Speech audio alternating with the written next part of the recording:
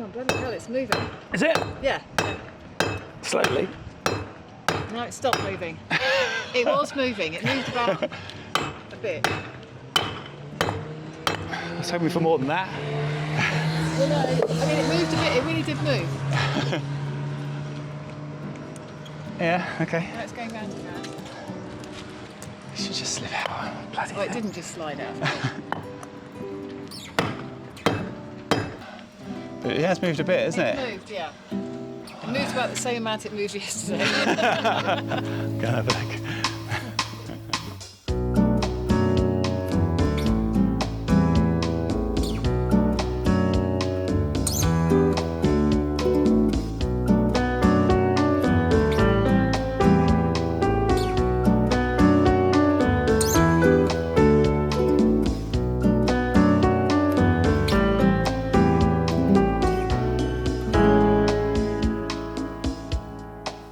Hello and welcome to the Boatyard in Portugal. It's been an interesting week. Yeah, it's a good job we love our boats. Some jobs have been pretty straightforward and easy, but others, well, things just catch you out.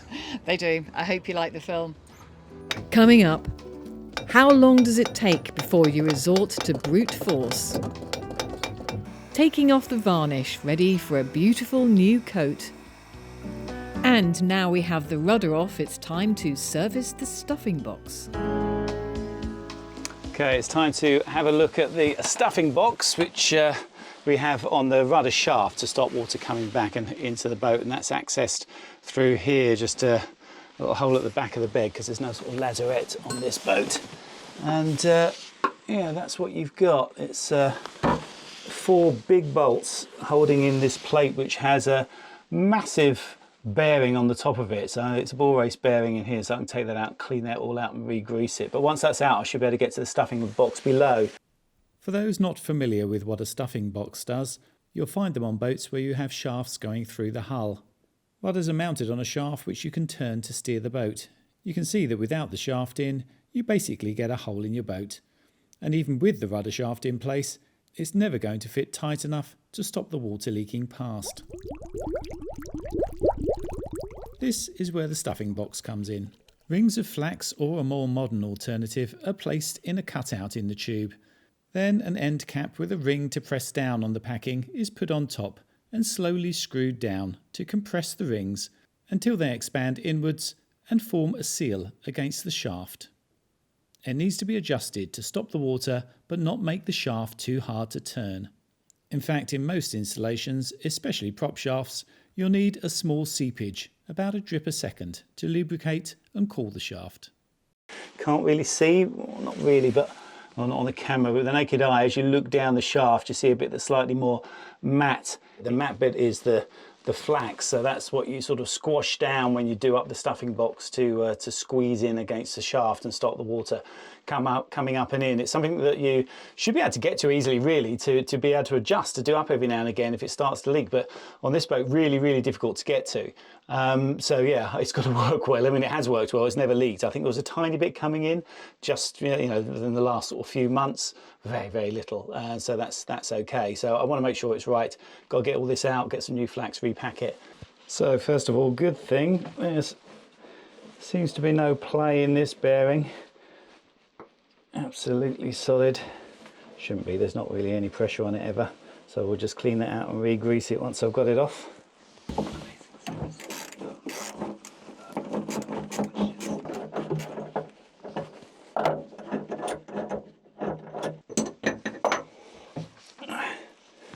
Okay, so that's the bearing out. Doesn't really make it any easier to get to the stuffing box though. It's just grease.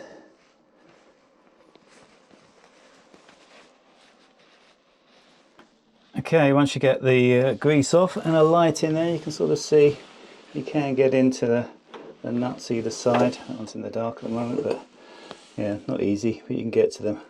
Undo that and then it should all lift off the top. Okay, finally free. You see what I'm trying to do, it's quite difficult, but I'm working my arm through this little hole to get to it. Get this out because it's bolted down and really it needs levering from underneath, which I had to do my arm through there with a screwdriver. It's taking a long time, but it's out, and now you can see down there just about. These are the bits of packing that have to come out, so we have to try and dig those out, pull them up. That's the packing. One layer, there's 4 layers of it, or 5, not sure. So got them all out, and there were 5 rings in the end, so I'll measure them up. There's a square section, and you don't put them in the spiral, you do put them in different layers, which is right. That's what they've done. So yeah, I've got to get some of that, but then it's not going to be easy to put them in actually. it was relatively easy to get these out once I've got everything else out, but it's not going to be easy to get them back in perfectly through that tiny little hole, which is what's left once you take the bearing out. So here's a bearing, I'll take that down below and clean all that up. Yeah, and get back. We're not actually staying on the boat. People have asked about that, and we do sometimes. It's really not nice staying on the boat. I stayed on for the first week before Judy got back, and now we're staying at a friend's flat, which is so much better to be able to do that for all sorts of reasons. One of which is, I mean, look at the state that everything goes into, and if you're staying on board, obviously everything's got to go back properly so you can live aboard. You're always going to bring just grit and dirt in. I redid the sole last year. I don't want to mess all that up and everything else up by just putting stuff in. You're always going to do it, even though you take your shoes off every time, all that sort of stuff. So much better. So yeah, going to make our way back now, and I'm going to take the Starlink Mini with me, and I'll show you why. Okay, so back at the apartment, brought it back. It's nice and easy to carry, light. I mean, it's about the same size as an iPad, the Mini. And actually someone contacted me last week because they've got an ML, and a new ML, and it's been fitted, Starlink's been fitted, and they were saying don't fit a Mini because it's not good enough. Well, it is. This has performed as well, if not better, than the standard one. I mean, we crossed the Atlantic with the standard one 2 years ago, just crossed back with this one. This one actually performed better. I mean, there might be more satellites up there now, I don't know, but this definitely performed better. It was acquiring the satellites quicker if you turned it off, because we do turn them off sometimes. They draw a bit of current, especially obviously the standard one draws twice what this does, so we didn't turn this off as much. But yeah, this is definitely as good, if not better, in every way. And one of the other things that makes it better, of course, is this. You can now bring it back and you can get these extra things. And what I've got, the extra thing that I've got is this. And it's a battery. It slots on. So it's a firm called Peakdo. Sent us this, and it'll run it. We've run it for the last couple of evenings, so it won't run all day, but it's certainly run for the evening. So we just basically slot it into this, dead easy, because what you do is put the little plug in, slot it in, so it's clipped in, and then it's got a 1/4 inch screw socket on there. So any of your sort of camera type mounts that you have, I've got, quite a few little tripod mounts and things. You can just screw into there, and then we've got clamp ones and things like that as well that I could use, but this one is quite firm, and you can just take it out and use it with that. So we turn it on. It's a battery. Hold it there, and you'll see I've been charging it. A little charge port in here. It's completely waterproof, of course, so it goes out with everything else. So there's a little USB-C to charge it. And at the moment, 100% charge. If I hold it, it'll turn it on. Keep your finger on it for a little bit. And there we go.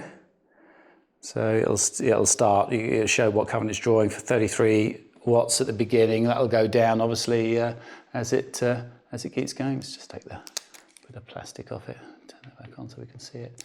But yeah, it'll just work as normal, as if it was attached to the boat. Of course, we've got to put it outside, but the beauty of the Mini is that it is just one unit. You've got the router that's completely inbuilt to it, and it's a good router. This it does a pretty good distance. So bring it out onto the balcony. And the problem we've got here is we're not the top floor, so it's not seeing the sky very well. So what I've been doing, and this has been working, is take it through here. I'll just tilt that so it's sort of like that. It does mean that, if we go out, leave the boat, go to a bed and breakfast, something like that, we don't have to worry about not having internet. We can always just take this with us and just set it up wherever you want. So, yeah, somewhere like that. Put it out into a bit of open sky. I've been just tying it in with this to keep it steady.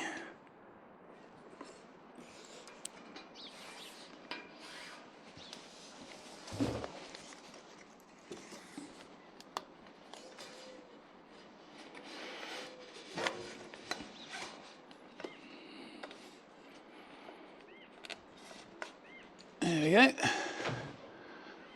Straighten them up a bit. It's good to have these ball joint ones, and you can sort of get it where you want it. Cool. Let's go inside and see if it's actually working.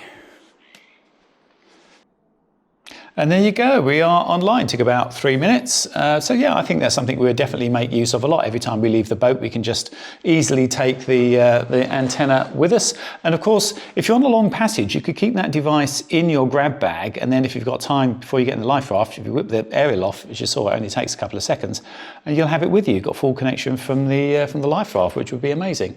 So yeah, I'll put the details in the description. Peakdo, I think it's great. Okay, so today's job is doing the prop shaft, which I'm hoping, famous last words, will be a reasonably easy job.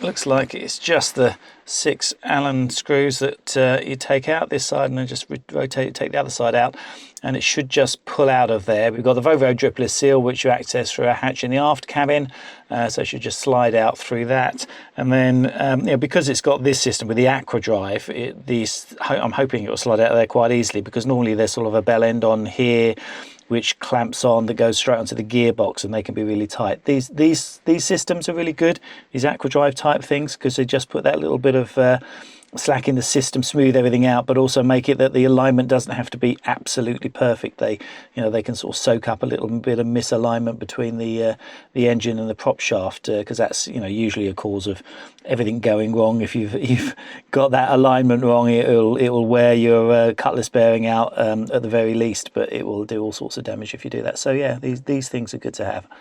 It's all quite easy to access because I've taken the Webasto out, which normally sits all in here. That's with Butler Technique at the moment. Dave, who's the world's authority on these sorts of things, is sorting it out. And just a sort of a catch up on that. He has looked at it, and what's happened is the flame tube inside had actually started to melt, and we think that's partly because it's such a long exhaust run. I mean, I had the same sort of problem with the generator here, in that the exhaust run, when you've got a centre cockpit like this and quite a big boat, is too long really. You get back pressure, and I think something happening with that and condensation or whatever, it's meant the exhaust wasn't working as it should, and it's got too hot, and it's sort of melted the flame tube. So he's repairing all that, doing that. So we'll pick that up. We hand carried it to his place is in the Midlands, just north of where our daughter lives in Nottingham, so it's quite handy. So we'll pick that up hopefully at Christmas if he's got it done by then, and refit it. But yeah, for now, let's get on with this, get this undone.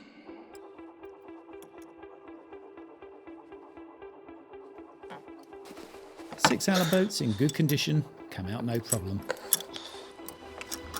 The last grub screw, though, gave the first uppercut. It was fighting back and needed to be drilled. Round one, not entirely unexpected, just a pain, as this will now need tapping and another larger grub screw. Now obviously you don't want to drill this too deep, so I'll just test it. It's 19.6 is the depth of the one I've taken out. It's good that there are two, so I can know exactly what the depth is. This one so far I have drilled to 19.5, so a tiny bit more.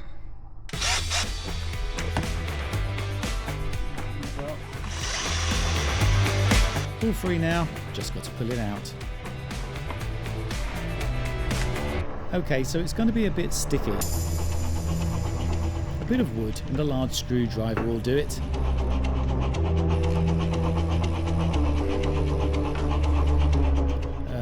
Or not.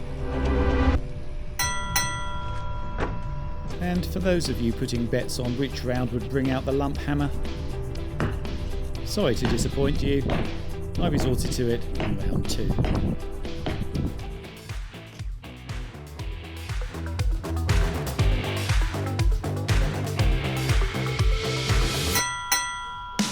Nothing.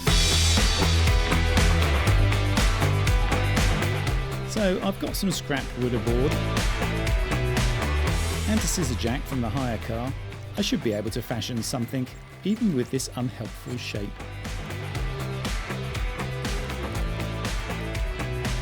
The wood's a bit short as I really want the jack on top, but as long as I can hold the bottom, it shouldn't take too much.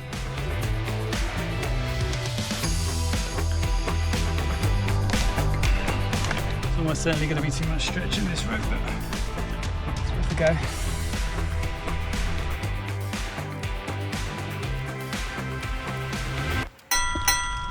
Yeah, that's not going to work.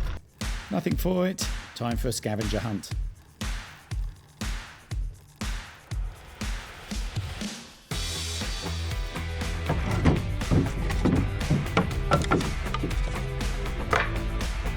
I'll do it.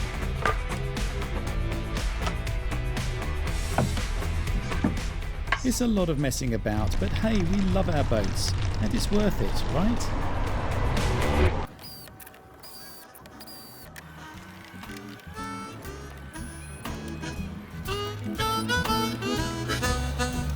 Love is hard work, that's a fact. Think you're moving forward, but it's setback after setback. Love is hard work, that's a natural fact. Think you're moving forward, but it's setback after setback. Something went crack, but what? Well, it was a bit strange. Didn't actually have too much pressure on there, and I wonder what went crack. And it was the jack. A little bit's broken off the jack. Would not want to use this to lift up a car with me underneath it, for sure. That's useless. Just snapped off there. That's crap. It's like 1/2 mil thick, that piece of metal, and that's what holds it, and without it, it just comes down. Jesus. So I'm going to have to give up there. Pretty scary, really, that it went, that jack. I wasn't putting anywhere near enough pressure on it, as much pressure on it as if you were lifting a car, I don't think. So, yeah, I didn't want to be using that, really. Not a very productive day for me. I think Judy's had a more productive day, seeing it looks like you're almost, or more than halfway round. Well, yeah, I've done up that side, getting down this side. Yeah. These bits are quite fiddly. Look, it's a shit job. I mean, you know. You've done very well. It's been about a 10-hour day, isn't it? Yeah, it's going to look, I don't know, it's going to look nice. But it's a real labour of love. Couldn't we get a plastic boat? All that varnish, I mean, I don't know. I know. So this as well. Yeah, I know. It really got blasted, didn't it? It did. All these little bits here Yeah. and those bumps there. Yeah, all this is going to have to come off, all the outside stuff. The inside's okay of the doghouse. That's Epiphanes, that takes a lot longer, but This is great, by the way. yeah, Yeah, this little thing. the powerful heat gun. Yeah. So the EcoFlows are powering me. I'm waiting for it to run out and I have to think, no, I can't do any more now. But Well, it keeps going. The sun's going down, it's going to beat you, so I think we should pack up. I can't do Yeah. any more, so I'll just do a bit more. let's call it a day. I'll just do a bit more. Go Just on finish then. this. Go on It's then. kind of addictive.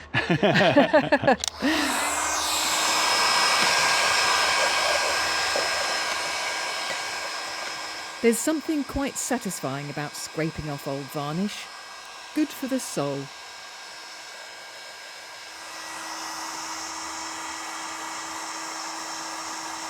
So it's not just the toe rails that Judy's doing, it's the eyebrows and the handrails as well. There is a lot on this boat, that's for certain. And you know, we're quite happy with the wood skin that we've used. The international wood skin is what we've used for, what, 8 years, I think, when I originally put it on.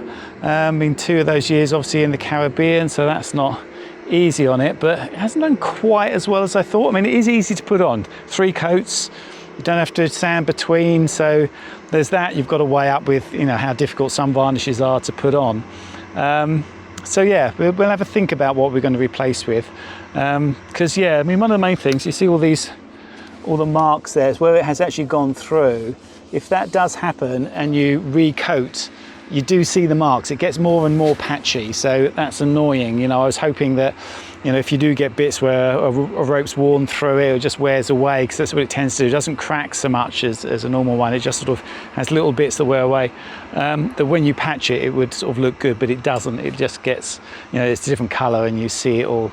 So I don't know, I might bite the bullet and decide, you know, that we'll put something on it that's harder and, you know, harder wearing, and make sure you keep on top of doing the overcoat so it never gets down to the wood. That might be a thing. If not, I'll go back to the International Wood Skin. But we are going to go to Metz in a couple of weeks, which is the sort of trade show that's in Amsterdam. So it's a good opportunity to look around and see what's available and see if there is something that, yeah, we think we might want to use.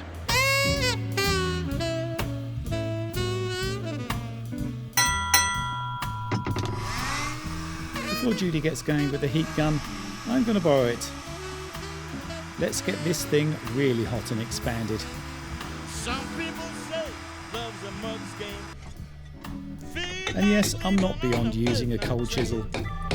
Trying to play your part, what stage does it become fun? We're not playing now, this thing's gonna let go. Love is hard work, now it's got me on the run. That's interesting. Bounce. Love is hard work, baby, that's a fact. 2 steps forward and 3 steps back. Love is hard work now, man, that's a fact. Think you're moving, but it's setback after setback.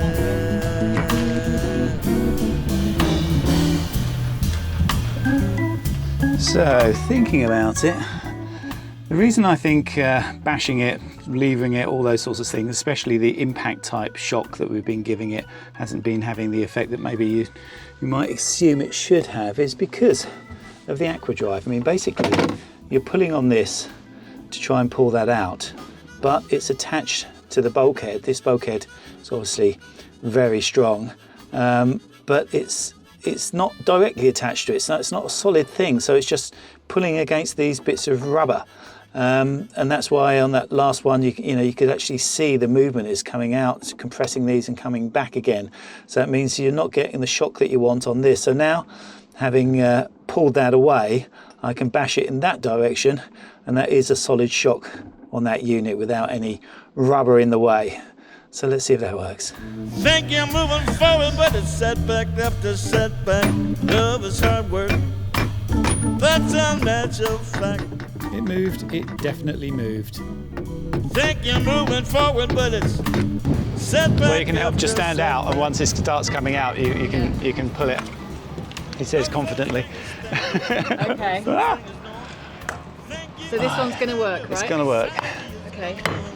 Love is hard work, baby, that's a fact. Oh, bloody hell, it's moving. Is it? Yeah. Slowly. Now it stopped moving. It was moving. It moved about a bit. I was hoping for more than that. Well, no, I mean, it moved a bit. It really did move. Yeah, okay. Now it's going round and round. It should just slip out. Bloody Oh, it hell. didn't just slide out.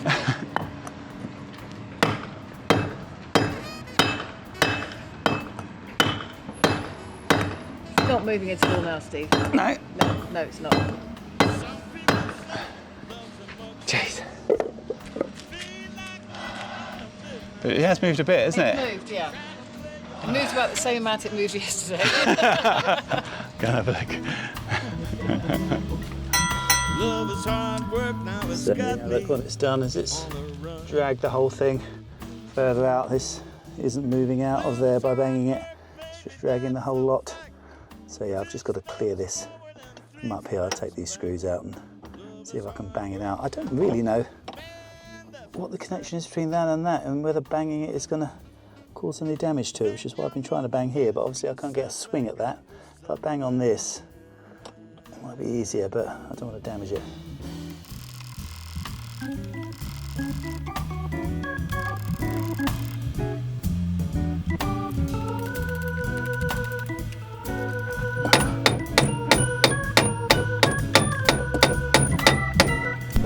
A lot lot of banging and a lot of up and down. It's coming inch by inch.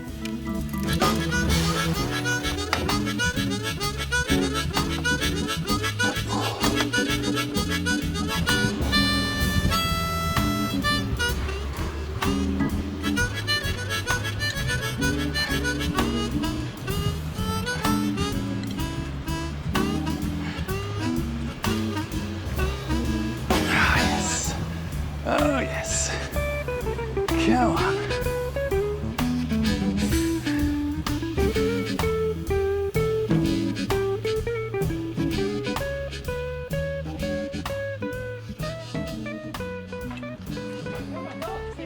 Yeah. Yeah, it's just dropped a bit. That's it dropping out of the cutlass bearing at the other side, so I just want it supported at the end now. While we pull it, as if you grab it.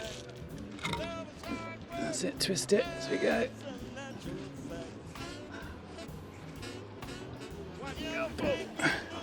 Yes, to try and lift it so it keeps it straight. That's it. Perfect. Keep going. It's long, it has to go the whole length of the bed, this, and then a bit more. Go and lift it. Do you want me to take the end? Yes. Oh, but I got the double back. Yep. Love is hard work, my baby. That's a fact. Love is hard work. Love is hard work. Jesus. Love is hard work. Baby, that's a fact. That's it. When you think you're moving, it's Put it on the rudder. Yeah, it's all right. Like. Yeah, it's fine. All right. Good. Sort it after. I'll just lay it on. So, hurrah, it's off. It's a bit of a relief, I can tell you. And it looks in good condition, actually. Some scoring around here. That's the inboard of the two cutlass bearings. Fairly deep there. I think those bits actually are the bit that wears on the dripless shaft. The dripless seal is there, and this bit is the cutlass bearing. This bit obviously is just in a tube which fills with seawater, so it's got a bit of a coating on it, but that should clean off. And the outboard end, same thing. There's a bit of scoring, reasonably deep bits there. I'll have a chat to Vasil about that, but I think that's okay. Probably was a bit silly of me not to have realised earlier that it was the rubbers in the aqua drive that was absorbing all the energy of me trying to push this out. I was just convincing myself really there must be something else in there because it just wasn't moving at all. It's only really when we got the lever in there, you could feel it coming and then going back. You realise no, there's a bit of rubber in there, so it's pulling and pushing back. So yeah, the banging on here wasn't having the impact it should have done on that joint at the back there.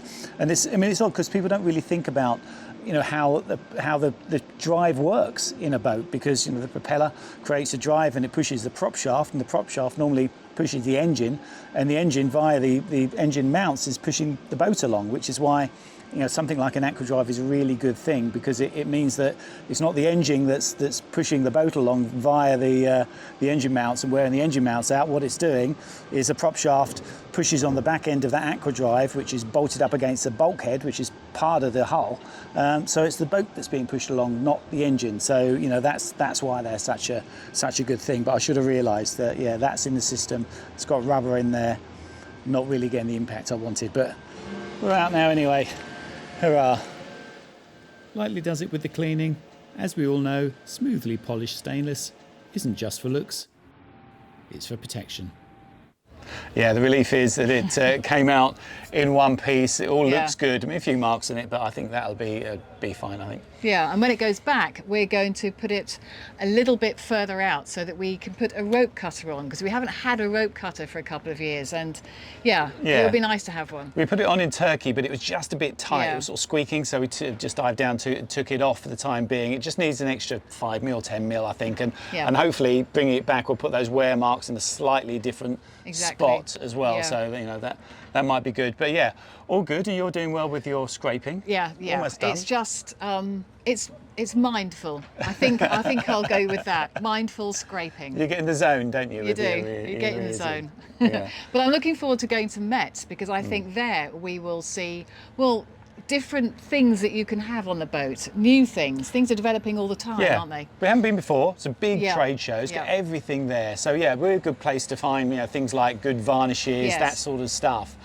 So we definitely have a look around. I want to find a good water pump. Our water pump, I don't know, it doesn't deliver, it delivers just about the pressure, but not really the volume. It's noisy. There must be a good make. So if anyone knows good makes, good things to look out for, good makes of stuff, because you know, our ethos here is always to have the best things on the boat, because I think it pays to just go the best route, you know, have the best things and not have to buy things twice.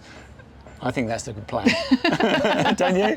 Yeah, I'm just thinking of how many things you've had to buy twice. That's all. True, but we're learning. But it is on the a good way. idea. I mean, it's It's a like good the idea. things that we said last week with those panels. We've now found, we think, the best solar panels. We've got. Yeah. We're going to be talking about a fridge. We're ordering a fridge, which I think is going to be a good make. All those things. You get if you a research portable it fridge. and get the good makes, Yes, then yes. you can do good stuff. And I think that little unit that goes on the Starlink, I Yeah. think it's going to be really useful. We're going to take that to Metz with us, because we're staying with some friends before we actually go to Metz. aren't we? Exactly, yeah. And see if we... On a boat. And it's about the size, as you say, as an iPad. We can probably take it in hand luggage. Yeah. I hope they'll be okay with It'd be having useful. it. I don't want to get it confiscated. No, That no, would no. be a disaster. No, Yeah. So yeah, we're looking forward to Metz. We're looking forward to having a bit of a break and then getting back and getting the painting done, because that's obviously Yes. the main reason for coming. We still here. haven't done the painting, and that's because we've had sunshine and showers. Hmm. And so you haven't had that consistent week without rain yet. Yeah, and they've got to build the structure Yes. around it as well. But yes, I think just waiting for a good sort of period of a week, 10 days to do that. These now. weather Get it done. windows, you know, you need them for sailing, but you need them for boat work as well. But this It's is, like- we can't complain. yeah. This is perfect weather for It is working on nice, your boat. yeah. It's just sunny and not too hot and not too stressful. So it's Yeah, nice. we love Portugal for boat work. Yeah. I think that's where we are.